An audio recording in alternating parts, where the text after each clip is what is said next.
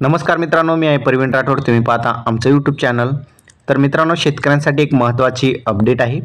सध्या महाराष्ट्रामध्ये ठिकठिकाणी पाऊस आपल्याला पाहायला मिळतोय. पेरणीसाठी पोषक असं काही ठिकाणी पाणीसुद्धा झालेलं आहे.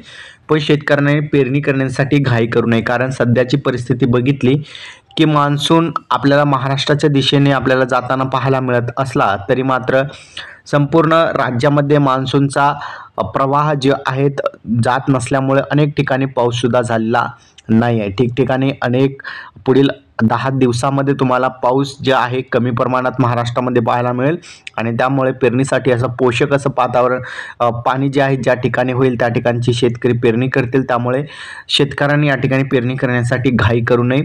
जुलैमध्ये सुद्धा तुम्ही पेरणी करू शकता.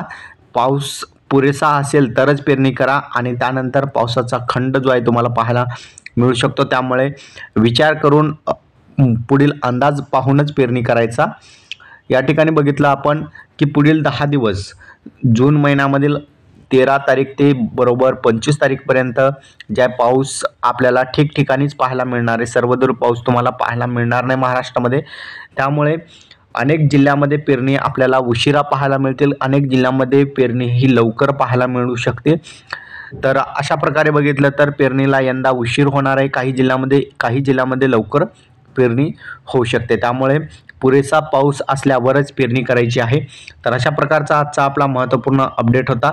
अपडेट कसा वाटला कमेंटमध्ये सांगायचं विसरू नका. चॅनलवर नवीन असाल चॅनलला सबस्क्राईब करून साईडच्या नोटिफिकेशन बेलला प्रेस करायचं. जय हिंद, जय महाराष्ट्र.